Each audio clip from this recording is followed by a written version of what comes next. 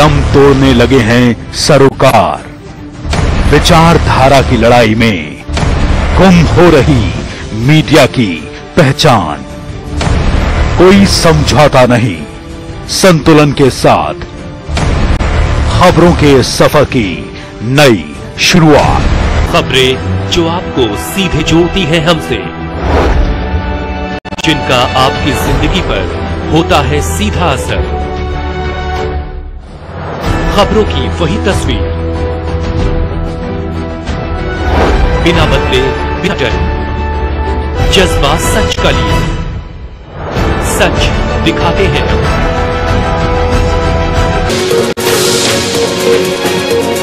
MV International School admission open for classes pre-nursery to 8. For details, contact on 7298212270 or 9796212270। नमस्कार, अभी तक की खबरों को लेकर मैं हूं आपके साथ ऋचा चन्ना। इन खबरों को जानेंगे विस्तार से, लेकिन सबसे पहले नजर अभी तक की सुर्खियों पर। बीजेपी कश्मीर डिस्प्लेस डिस्ट्रिक्ट 26 अक्टूबर को हर मंडल में मनाएगी विलय दिवस। कहा 370 टूटने के बाद इस दिन की है काफी अहमियत।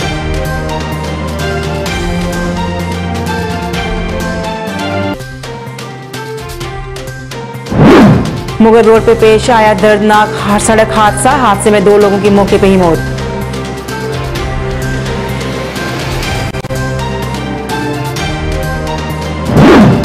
जी इंटरनेट सेवाओं को बहाल करने की मांग को लेकर यूथ कांग्रेस का रियासी में प्रदर्शन। जम्मू कश्मीर को वापस राज्य का दर्जा देने की भी मांग।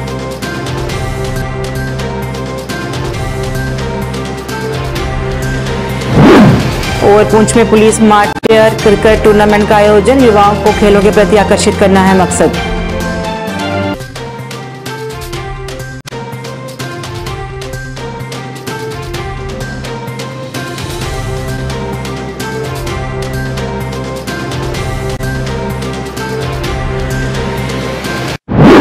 अब समाचार विस्तार से। बीजेपी कश्मीर डिस्प्लेस डिस्ट्रिक्ट द्वारा 26 अक्टूबर को संगठन के सभी 5 मंडलों में विलय दिवस मनाया जाएगा।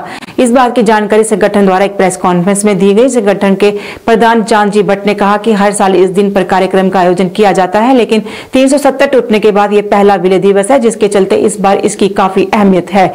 उन्होंने सभी से इस कार्यक्रम में शामिल होने की अपील भी की। हमारा विलय हुआ था रेस्ट ऑफ इंडिया के साथ, और महाराजा हरि सिंह ने उस दिन इंस्ट्रूमेंट एक्सेशन साइन किया था। हम अपनी संगठन की तरफ से 5 मंडल जो हमारे हैं कश्मीर डिस्प्लेस्ड डिस्ट्रिक्ट के, हर एक मंडल में हम ये मनाने जा रहे हैं। और ये जो विलय दिवस है 370 और 35A को समाप्त करने के बाद 1 साल के बाद हम इसको मनाने जा रहे हैं, जिसकी बहुत बड़ी एक सिग्निफिकेंस है। ये सारा दिन, आज का दिन हमारे जो हार्डकोर जो हमारे एक्टिविटीज हैं नेशनलिस्ट से जम्मू कश्मीर में, उनकी जो मेहनत है वो रंग लाई है। 370 और 35 खत्म करने के बाद, उसके बाद में ये पहला हमारा जो एक्सेशन डे हम मनाने जा रहे हैं, इसलिए ये बहुत महत्वपूर्ण है। इसलिए हम हर एक मंडल में इसको अच्छी तरह से डिस्प्लेस्ड के लोगों से में मनाने जा रहे हैं, ताकि हम अपने समाज को और अपने राष्ट्र को एक मैसेज दे दें कि हम जम्मू कश्मीर के इस विलय को और एक्सेशन ऑफ जो महाराजा हरि सिंह के उसके साथ है, उसकी हम सराहना करते हैं। कश्मीर से जम्मू जा रहा एक टैंकर मुगल रोड में पोशाना के पास दर्दनाक सड़क हादसे का शिकार हो गया, जिसमें टैंकर खाई में जा गिरा। घटना में ड्राइवर और कंडक्टर की मौके पर ही मौत हो गई। एसएसपी पुंछ रमेश अंग्राल ने घटना की पुष्टि करते हुए बताया कि इस मामले की जाँच जारी है। ऑयल टैंकर जो श्रीनगर से जम्मू की तरफ आ रहा था बाय मुगल रोड, जब वो पोशाना के पास पहुंचा तो वो काफी नीचे खाई में गिर गया। उससे कोई 300 मीटर नीचे जो है वो नाले में वो गिरा हुआ मिला। और फिर जब पुलिस पार्टी वहां रश की तो उसमें 2 जो हैं वो डेड बॉडीज रिकवर हुई हैं। अभी उनकी आइडेंटिटी जो है वो रिवील कर रहे हैं। उसमें से एक जो ड्राइवर है वो शायद जम्मू का है और जो कंडक्टर है वो डोडा का है। तो डेड बॉडी को हमने रिसीव कर लिया है और इसमें FIR जो है लॉन्च 4G इंटरनेट सेवाओं को बहाल करने और जम्मू कश्मीर को वापस राज्य का दर्जा देने की मांग को लेकर यूथ कांग्रेस द्वारा आज रियासी के बस स्टैंड पर प्रदर्शन किया गया। इस दौरान सरकार के खिलाफ नारेबाजी भी की गई। प्रदर्शनकारियों का कहना था कि 1 वर्ष से ज्यादा समय बीतने के बाद भी 4G बहाल नहीं किया जा रहा और सुरक्षा का हवाला दिया जा रहा है, जबकि असल में ऐसा कुछ नहीं है। उन्होंने कहा कि अगर ऐसा है भी तो सरकार को केवल 2G का ही पैसा लेना चाहिए। उन्होंने जल्द से जल्द जम्मू कश्मीर में 4G इंटरनेट सेवा बहाल करने और राज्य का दर्जा वापस देने की मांग की।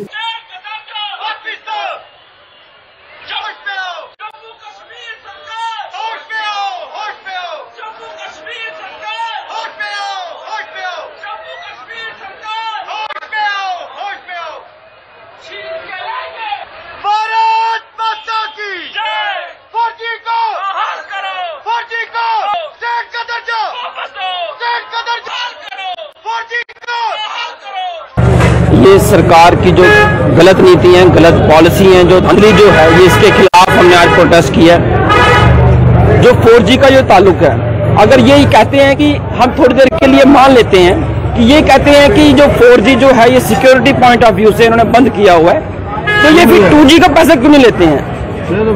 ये टेलीकम्युनिकेशन कंपनीज को ये डायरेक्शन क्यों नहीं पास करते जो जम्मू कश्मीर के लोगों के साथ आप 4G का पैसा ले रहे हैं, ये 2G का पैसा क्यों नहीं ले रहे हैं?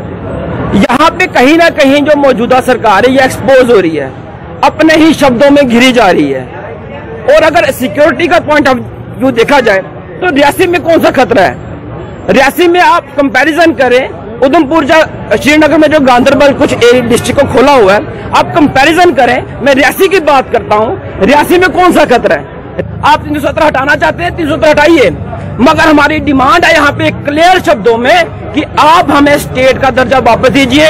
यूथ कांग्रेस कहती है कि हमें स्टेट का दर्जा वापस दीजिए, हमारे यहाँ बच्चों की नौकरी सिक्योर कीजिए, हमारी लैंड सिक्योर कीजिए, that is all. AKPM Jammu Kashmir people movements का डिस्ट्रिक्ट प्रेसिडेंट हूँ और यहाँ मैं इसलिए आज इस प्रोटेस्ट में शामिल हुआ है क्योंकि आज हमारी ये जो छोटी सी मीटिंग हुई है, इस मीटिंग का एक मकसद था कि तमाम जितनी भी पार्टी के लोग हैं वो एक साथ जुड़कर इस मसले के लिए खड़े हो जाएं एक साथ, ताकि ये जो धांधली की जा रही है ये 4G को लेकर कि लोग 4G के पैसा दे रहे हैं, पे 4G कर रहे हैं, लेकिन 2G का इस्तेमाल कर रहे हैं। ये साफ शब्दों में मुझे बताओ, इतनी बड़ी करप्शन हो रही है, ये हर कोई जानता है, लेकिन मैं ये चीज सोचता हूँ कि लोगों को दिख क्यों नहीं रहा है, लोग अपनी आवाज क्यों नहीं उठा रहे हैं? लोगों को अपनी आवाज उठानी चाहिए और आज की जो इस प्रोटेस्ट, छोटा सा प्रोटेस्ट किया गया है, इस प्रोटेस्ट में अपना पूरा साथ देना चाहिए। और JKPM हमेशा किसी भी मुद्दे को लेकर बिल्कुल आगे रहेगी, बिल्कुल फ्रंट पे रहेगी। पुंछ स्पोर्ट्स स्टेडियम में पुलिस मार्टिर क्रिकेट टूर्नामेंट का आयोजन किया गया। इसके उद्घाटन समारोह में SSP पुंछ रमेश अंगराल मुख्य अतिथि के रूप में मौजूद थे। उन्होंने इस टूर्नामेंट का उद्घाटन किया। इस टूर्नामेंट में 16 टीमें हिस्सा ले रही हैं। SSP ने कहा कि इस तरह के आयोजन का मकसद शहीदों को याद करना और युवाओं को खेलों के प्रति जागरूक करना है और उनकी प्रतिभा को एक मंच प्रदान करना भी है। मार्टियर क्रिकेट टूर्नामेंट ओपन करने के लिए आप सबको मुबारकबाद देता हूँ। आज एक पुलिस की तरफ से पुलिस मार्टियर्स मेमोरियल टूर्नामेंट जो है क्रिकेट टूर्नामेंट, उसका इनॉग्रेशन आज स्पोर्ट्स स्टेडियम पुंछ में हुआ है। ये जो टूर्नामेंट है ये डेडिकेटेड है उन मार्टियर्स के लिए जिन्होंने देश की रक्षा के लिए अपनी जानों की कुर्बानी दी। इसका जो पैटर्न है वो यूनिक है और आइडिया यही है कि जो यहाँ का यंग टैलेंट है स्पोर्ट्स में उनको उभारा जाए। उसके लिए यहाँ 16 टीम्स जो हैं वो पार्टिसिपेट कर रही हैं अंडर 19 और एक कमेटी जो है वो फ्रेम की गई है ताकि जो सही खिलाड़ी हैं, जो अच्छे खिलाड़ी हैं, उनको चुन के रेंज लेवल पे और फिर उसके बाद जोनल लेवल पे जो है उनको खेलने का मौका मिलेगा। तो मेरी आप सबसे गुजारिश है कि इस टूर्नामेंट को ज़्यादा से ज़्यादा कवर करें ताकि हमारे जो मार्टियर्स की याद में जो ये टूर्नामेंट मनाई जा रही है उसको पब्लिसिटी मिले और जो यहाँ का यंग टैलेंट है स्पोर्ट्स में उसको आगे ले जाने में ये टूर्नामेंट जो है वो काफ़ी जो है वो पॉजिटिव भी लेके जाएगी और काफ़ी हद तक हम लोग उसको करने में कामयाब होंगे। पीडीपी ने सरकार पर कई सवाल उठाए हैं। एक प्रेस कॉन्फ्रेंस में पार्टी के जिला प्रधान अर्बन राजेंद्र मनहास ने कहा कि सरकार ने 370 तोड़ने पर जो भी वादे और दावे किए थे वो पूरे नहीं किए गए। उन्होंने कहा कि आज कोई भी काम और विकास नहीं हो रहा, जिससे लोग काफी परेशान हैं। उन्होंने कहा कि आज युवा वर्ग परेशान है, लेकिन सरकार उन्हें अनदेखा कर रही है। उन्होंने हर विभाग में भ्रष्टाचार का आरोप भी लगाया और उपराज्यपाल से लोगों की उम्मीदों और परेशानियों की तरफ ध्यान देने की अपील की। जम्मू की डेवलपमेंट होगी, जम्मू को लोगों को इंसाफ मिलेगा। आज हमें वो कहीं भी नजर नहीं आ रहा। जमीनी हकीकत भी है पर कोई यहां पर डेवलपमेंट नहीं हो रही। रिबन जरूर काटे जाते हैं, बड़े बड़े टीवीज में, फोटो में, अखबारों में लोग छाए होते हैं, मगर जब रिबन के बाद वो लोग काम नहीं होते, वो पर लोग धूल चाटते हैं जमीनों के ऊपर और शिकायतें करते हैं। सुनने वाला कोई नहीं। आज जितने भी डिपार्टमेंट हैं, कहीं भी चले जाएं, करप्शन इस कदर से है कि जो पहले 500 रुपया लेता था आज 5000 रुपया लेता है, अंडर टेबल लेता है और काम बिल्कुल जमीन पे नहीं हो रहे। मैं गवर्नर साहब से ये कहूंगा, ऐसे लोगों को आप डिपार्टमेंट के अंदर चेक करें। लोग त्राही मचाई हुई है, परेशान है, लोगों के पास हर किस्म के ऑर्डर होते हैं, मगर रेवेन्यू के अंदर चले जाओ, पीडीडी के अंदर चले जाओ, बिजली का हो, पानी का मसला हो, मगर सुनने वाला कोई नहीं है। हजारों लोग के डिपार्टमेंट वाले खुद लोग आज सड़कों पे बैठे हैं, कोई किसी को पूछ नहीं रहा। और सबसे बड़ी बात जो हमारी ये नजर आ रही है, हमारे नौजवानों का पिछले 2 साल से कोई पूछने वाला नहीं। मुफ्ती साहब थे तो उन्होंने कितनी स्कीमें, रेलवे, एग्रीकल्चर, कितने ही लोगों को एडजस्ट किया, मगर आज कोई पूछने वाला नहीं। नौजवानों के अंदर खौफ पैदा हो गया है कि हमारे जम्मू कश्मीर को एक तो यूटी बना दी गई और यूटी में बाहर के लोग आके एडजस्ट हो जाएंगे। साथ में एक ही काम हो रहा है, डेमोसाइल, डोमोसाइल बनाओ, आज पेपर दे दीजिए, परसों बन जाएगा, मगर बाकी लोगों का काम कहां से होगा? किसी को कोई ऑर्डर चाहिए, वो बेचारा दर बदर घूम रहा है। कोविड के अंदर आपने देख लिया होगा कि हमारे हॉस्पिटलों की जो काम करते हैं, जो हमारे डॉक्टर्स थे, बाकी सब लोगों ने ऐसे हाथ पीछे किए और मरने के लिए लोगों को छोड़ दिया। हॉस्पिटल के अंदर इतनी बुरी हालत हो गई कि लोगों अंदर जाते तो वो पॉजिटिव होकर बाहर आते थे। तो मैं गवर्नर साहब से कहूंगा, ऐसे ही हर चीज की नेगेटिविटी हर डिपार्टमेंट हो गई है, उसको चेक कीजिए और लोगों का हाल पूछिए, लोगों का सहारा बनिए। घाटी की महिलाओं के बीच खेल कौशल बढ़ाने और खेलों को बढ़ावा देने के उद्देश्य से खानपेट आर्मी कैंप द्वारा मीरकुंड पट्टन में एक अंतर जिला क्रिकेट टूर्नामेंट का आयोजन किया गया। बारामूला, गांधरबल, बड़गांव और श्रीनगर जिलों की 8 टीमें इस टूर्नामेंट में भाग ले रही हैं, जिसका उद्घाटन आज स्थानीय सिविल प्रशासन के अधिकारियों की उपस्थिति में किया गया। गांधरबल और श्रीनगर की टीमों ने शुरुआती मैच खेले, जिसमें श्रीनगर ने केवल 2 रनों से ही मैच जीत लिया। टूर्नामेंट में भाग लेने वाले युवतियों ने इस टूर्नामेंट के आयोजन के लिए भारतीय सेना की सराहना की। वहीं स्थानीय लोगों ने भी इस तरह के आयोजन के लिए धन्यवाद किया। श्रीनगर वर्सेस गांधरबल, ठीक है, मेरी तरफ पहुंच देना था, क्योंकि हमारे यहाँ पे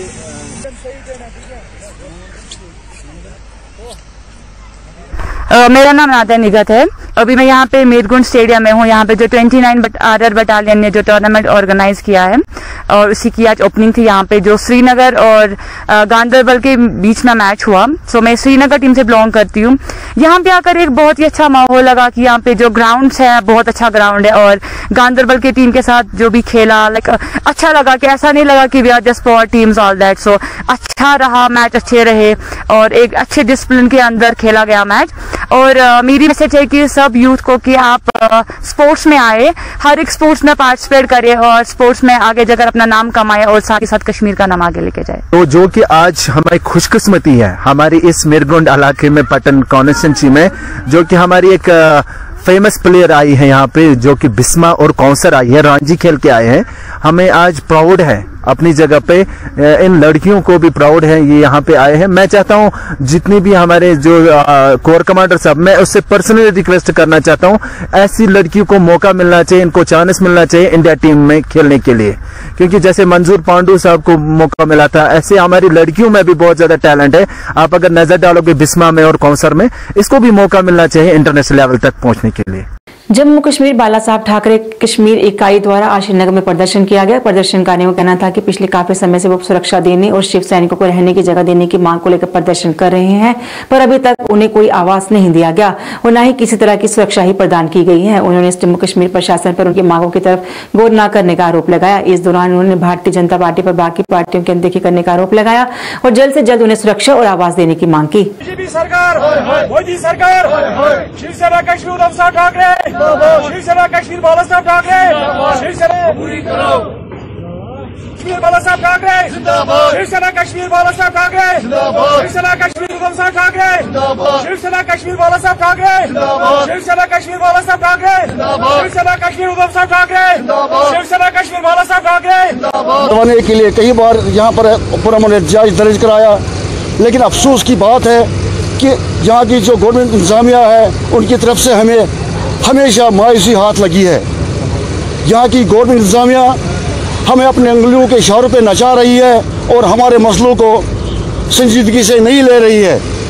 और हम अच्छी तरह से जानते हैं कि वो ये सब ऐसा क्यों कर रहे हैं, वो ये सब किस लिए कर रहे हैं और किसके इशारों पर कर रहे हैं। क्योंकि दिल्ली में बैठे हुए उनके आका ये नहीं चाहते हैं कि शिवसेना कश्मीर के आसमान पर अपनी उड़ान भर सके और इस यहाँ की सरजमीन पर अपना परचम लहरा सके। लेकिन हम यहाँ की एडमिनिस्ट्रेशन को ये बताना चाहते हैं कि उनको हमारे साथ किए गए हर सलूक का हिसाब देना होगा और यहाँ की बासलाहियत और बाशूर आवाम के सामने इस बात का इंकशाफ करना होगा कि वो ऐसा किस लिए कर रहे हैं और किसके इशारे पर कर रहे हैं। जहाँ तक हमारी मांगों की बात है तो हमारी मांग, चाहे वो गवर्नर साहब से मुलाकात की बात हो, चाहे गवर्नर साहब को मुलाकात के लिए हमने जो खत लिखे थे उसकी बात हो, हमारे सूबाई सदर जनाब अब्दुल खालिक भट्ट साहब के लिए सिक्योरिटी के चाकचौबंद दस्ते की मांग हो, हमारे सिक्योरिटी की मांग हो, हमारे अहदेदारों के लिए अकोमोडेशन की मांग हो, हमारे सूबाई सदर के लिए गाड़ी की मांग हो और हमारे लिए दफ्तर की मांग हो। लेकिन हमारी कोई भी मांग पूरा करने में यहाँ की एडमिनिस्ट्रेशन बुरी तरह से नाकाम हो चुकी है। नौशहरा में हो रहे राशन घोटाले की खबर जेकेसी पर दिखाई जाने के बाद लोगों में काफी रोष देखने को मिल रहा है। इसे लेकर जब हमारे संवाददाता ने बाकी राशन डीलर से बात की तो उन्होंने क्या कहा, आइए सुनते हैं। आपने लैंड माफिया का नाम सुना होगा, खनन माफिया का नाम सुना होगा, लेकिन राशन माफिया का नाम आपने नहीं सुना होगा। जी हाँ, मैं आपको बताने की कोशिश कर रहा हूँ कि हमारी मुहिम लगातार पिछले 10 साल से चल रही है करप्शन को लेकर और हम हर मुद्दे पे करप्शन को रोकने के लिए हाजिर रहते हैं। लेकिन उन लोगों को तकलीफ जरूर होती है जो करप्शन बाज होती है। हमारे खिलाफ कई बार लोगों ने भी कंप्लेन की होगी कि ये खबर गलत है, वो खबर गलत है, लेकिन जब सच्चाई सामने आती है तो सबको ही परेशानी होती है। जिस तरीके से कल हमने एक खबर चलाई थी, उस खबर को लेकर पूरे नौशहरा एडमिनिस्ट्रेशन में और पूरे डिस्ट्रिक्ट एडमिनिस्ट्रेशन में खलबली सी मच चुकी है।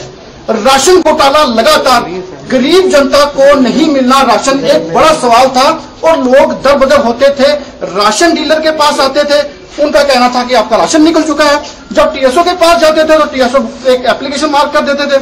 अब लोग जाए तो जाए कहां, और लोगों की परेशानी बहुत बढ़ चुकी थी।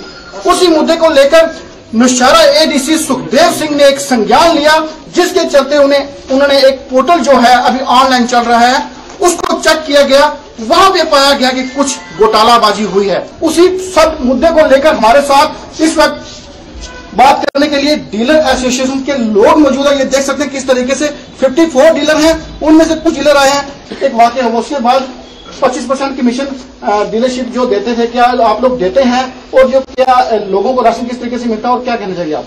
ये जो 25% वाला मुद्दा, ये तो अपना बता सकते हैं, डीलर बता सकते हैं, इस बारे में मैं नहीं बता सकता हूँ। मुद्दा यह बात यह है कि हर जगह मतलब मेरे अपनी जो पंचायत के बंदे हैं 60-70 बंदे थे, मैं राशन लेते थे वहां से, आए दिन वहां से यही प्रॉब्लम मतलब आती थी कि हमारी आईडी चेंज होती है। हमारा जो मेरी 17 साल की लड़की है, 18 साल की लड़की है, एक बीपीएल फैमिली है, वो उसका नाम काट दिया गया, बोले इसकी शादी हो गई है, जबकि उसकी शादी अभी तक नहीं है। अपनी मर्जी से आईडी चेंज करना, अपनी मर्जी से किसी भी जिसका दिल करे उसका भी बंदे का नाम काट देना, आगे पीछे काट देना, ये कहा। हमारे साथ एक और रानी बिटेक्टर से डीलर है, वो भी इनसे बात करेंगे। सर, आपका नाम बताएं। मेरा नाम अली जान है। अली जान जी, ये जो बड़ा एक मुद्दा उठा हुआ है 25% का, अगर 25% आप लोग कमीशन दो आपको क्या बचेगा और लोगों के पास क्या जाएगा वो भी आपको पता ही है, लोगों के पास कुछ नहीं। तो क्या कहना चाहेंगे आप लोग? देखो 25% जहाँ कमीशन है, यहाँ पे हम 54 डीलर हैं हम यहाँ पे। देखो सबके हम तो कह नहीं सकते, लेकिन मैं अपना खुद का कहूंगा कि हमारे से ना किसी टीएसओ ने मांगी, ना हमने दी। राशन हम ले जाते हैं और राशन हम आजकल तो ऑनलाइन सिस्टम है, जो बंदा आता है उसके बाद एंट्री होता है, वहाँ फिंगर होता है, तो मिलता है। हाँ, कोई बुजुर्ग आ जाता है, टीएस साहब ने ये कहा था कि 500 बंदे में से आपके पास 3 या 4 बुजुर्ग ऐसे बंदे आ सकते हैं जिनका वो मैच ना करे, वो दूर से आते हैं 4 किलोमीटर 6 किलोमीटर, तो उनको 2 से 4 बंदे आपके पास हो सकते हैं 200-250 के बीच में। अगर आदमी कहे कि नहीं मेरे पास 50 है तो 50 में से 40 का ऑथेंटिकेटर नहीं हुआ, वो गलत है। ये आपको बताने की कोशिश कर रहा हूँ कि डीलर एसोसिएशन के कुछ लोग हमारे साथ हैं। मैंने बोला कि 54 लोग हैं, कुछ लोग हमारे साथ हैं, सारे हमारे साथ नहीं है। क्यों वो लोग यहाँ पे नहीं पहुंचे हैं ये भी आपको बताने की कोशिश बाद में करने की कोशिश करेंगे। कुछ लोग यहाँ पे पहुंचे हैं। अब मुद्दा ये था कि करप्शन 25% टीएसओ लेता है और ऊपर तक जाती है कमाई। अब कितनी सच्चाई है इनके दावों में और कितना यहाँ पे हम ग्राउंड जीरो पे जरूर जाएंगे, चाहे हमारे साथ जो भी हो जाए, हम जरूर जाएंगे वहां पे, देखेंगे कि क्या लोगों को राशन किस तरीके से मिल रहा है और लोगों के पास भी जाएंगे क्या लोगों को राशन सही तरीके से मिल रहा है। अब इस मुद्दे पर एडमिनिस्ट्रेशन जांच कर रही है कि क्या आखिर क्या है। अब इस खेल में कौन कौन पकड़ में आता है, अब ये आने वाला वक्त बताएगा। क्या ये फाइलें दबी की दबी रह जाएंगी, इसी तरह कॉपरेट हो जाएगा ऑफिसरों के साथ, या कुछ निकल के भी सामने आने वाला है। आप देखते रहे, जेकेएससी हमारे घर के साथ जुड़ने की कोशिश जरूर की है। ऑल इंडिया स्लीपर्स बस एसोसिएशन ने सरकार से उनकी परेशानियों को हल करने की अपील की है। उनका कहना है कि पिछले 7 महीनों से उनका काम बंद पड़ा है, लेकिन इसके बावजूद भी उन्हें ईएमआई, इंश्योरेंस व अन्य प्रक्रिया पूरी करनी पड़ रही है, जिससे उन्हें काफी नुकसान हो रहा है। लेकिन सरकार उनकी परेशानियों की तरफ कोई ध्यान नहीं दे रही। उन्होंने कहा कि करीब 550 बसें हैं, लेकिन इस समय केवल 5 से 10 बसें ही सड़कों पर दौड़ रही हैं जिनके पास परमिशन है। उन्होंने उपराज्यपाल से उनकी परेशानियों को हल करने और बस सेवा शुरू करने की अपील की ताकि उन्हें राहत मिल सके। एक दिक्कत थोड़ी है साहब, बहुत दिक्कतें हैं। अगर मैं गिनाने जाऊंगा तो बहुत टाइम लग जाएगा।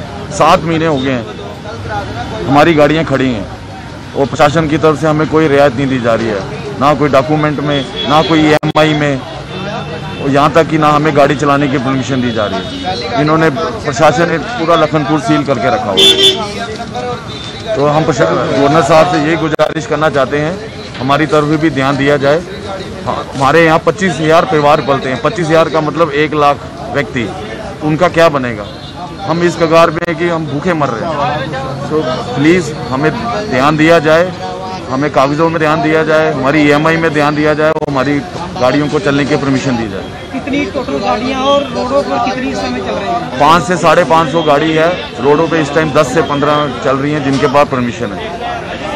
तो इसीलिए गवर्नर साहब आप प्लीज़ हमें संज्ञान में लें और हमारा जल्दी से जल्दी इसका निपटारा निकालें। वहीं कुछ बस चालकों ने लखनपुर में इस पर कहा कि उनकी इस गाड़ियों पर सवारियों को नहीं बैठने दिया जा रहा, जिससे उन्हें काफी नुकसान हो रहा है। उन्होंने सरकार से इस और ध्यान देने की अपील की।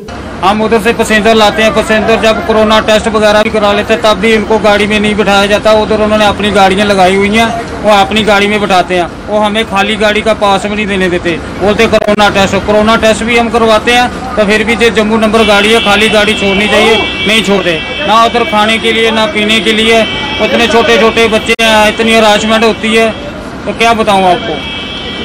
कौन सी जगह है? लखनपुर। आप क्या चाहते हैं प्रशासन? हम चाहते हैं जो पैसेंजर आता है जिनका कोरोना टेस्ट वगैरह होता है, गाड़ी में बैठ जाते हैं, कोरोना टेस्ट करा के बिठाओ उनको, उसी गाड़ी में उनको भेज दो। वो अपनी गाड़ी उन्होंने लगाई हुई है, बस कोरोना टेस्ट लगाते हैं, अपनी गाड़ी में बैठाते हैं फ्री में लखनपुर से इधर, तो हम उधर ही रहते हैं। तो क्या होना चाहिए? हम चाहते हैं जो पैसेंजर हमारे साथ आते हैं उनका कोरोना टेस्ट होता है, गाड़ी में बिठाते हैं, आगे उनका कोरोना टेस्ट आप रिपोर्ट करें, उस गाड़ी को जाने दें। तो आपको ही खाली अकेली प्रॉब्लम आ रही है? सबको। कुछ गाड़ियां तो हमारी माधोपुर में खड़ी हैं, उनको भी अंदर नहीं आने देते, बॉर्डर क्रॉस नहीं। जब पूरा हिंदुस्तान खुला हुआ है, ये हमारा JNK नहीं खुला।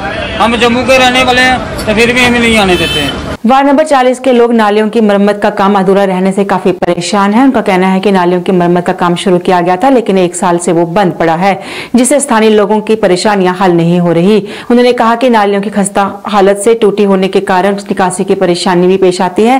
उन्होंने इस अधूरे काम को जल्द से जल्द पूरा करने की अपील की। मैं काफी देर से कंप्लेंट कर रहा हूँ कि हर जहाँ जहाँ मेरी अप्रोच होती है वहाँ पर मैं जा रहा हूँ, बोल रहा हूँ कि इसको ठीक करने के लिए। अब ये काम तो उन्होंने किया नालियों का, तो उसके बाद अधूरा ही छोड़कर चले गए हुए हैं। कि मेरी मतलब कि ऑफिसर से यही रिक्वेस्ट है कि इसको जल्दी से जल्दी ठीक करेंगे, कम से कम आने जाने की सुविधा जो है वो पब्लिक को। मेरा नाम अखिल गुप्ता है और मैं ये भारत नगरी 20 का रेजिडेंस हूँ। तो ये जो काम आप देख रहे हो इसको ऑलमोस्ट 1 साल हो गया हुआ है। और ये वैसे का वैसा पड़ा हुआ, इन्होंने आधा काम किया और आधा छोड़ दिया। अगर आप पीछे वाली पुली देखोगे वो टूटी हुई है, उस पर हमने फटे डाले हुए हैं। हर दिन यहाँ पे गाड़ी आती है तो कितनी बार तो ऐसा हो गया कि नीचे गिर गई। अगर आप देखोगे उसकी डेप्थ ऑलमोस्ट 7-8 फीट होगी। कितनी बार इसकी कंप्लेंट कर दी मैंने, PMO ऐप में भी डाल दिया और वो जो LG की ऐप है उसमें भी डाल दिया, पर अभी तक इसका कुछ भी नहीं हुआ। कितने महीने हो गए, ऑलमोस्ट 1 साल की ये बात है, पर कोई देखता ही नहीं है। सरकार आप देखो ना, पूरा एरिया जो है ये मेन सिटी में आता है और आप पूरी रोड की हालत देखोगे कमला पैलेस की, और ये देखो इतनी पैथेटिक रोड कंडीशन जो है वो भी सिटी में ऐसी कभी आपने देखी नहीं होगी कि क्या कंडीशन, और कोई देखता भी नहीं है, किसी को है भी नहीं है कि भैया एक बार देख तो लें यार कि सिटी से आप क्या मांग करना चाहेंगे? मैं ये कहता हूँ कि कम से कम देखो तो सही, यहाँ पर आके फटाफट सड़क तो बनाओ। ये तो एक मूल अधिकार होता है ना हर एक नागरिक का। अगर हमने आपको वोट दिया तो कम से कम एक ना यहाँ पे क्या कहते हैं इसको, पहले बिजली की प्रॉब्लम थी, मैंने उस पर कंप्लेंट डाली, उस पर मेरे को लास्ट वीक DC की तरफ से ये एडमिन का आया जवाब कि भाई अखनूर रोड पे काम चल रहा है इसलिए इसको हमने सही कर दिया हुआ है, लेकिन अभी भी रोड के लिए कोई मेरे पास जवाब नहीं आया। अभी तक की खबरों में बस इतना ही। मुझे मेरी साइट टीम को दीजिए इजाजत और आप देखते रहिए JKC न्यूज। नमस्कार। MV international school admission open for classes pre nursery to 8. For details, contact on 7298212270 or 9796212270. खोने लगी हैं खबरें, दम तोड़ने लगे हैं सरोकार। विचारधारा की लड़ाई में गुम हो रही मीडिया की पहचान। कोई समझौता नहीं, संतुलन के साथ खबरों के सफर की नई शुरुआत।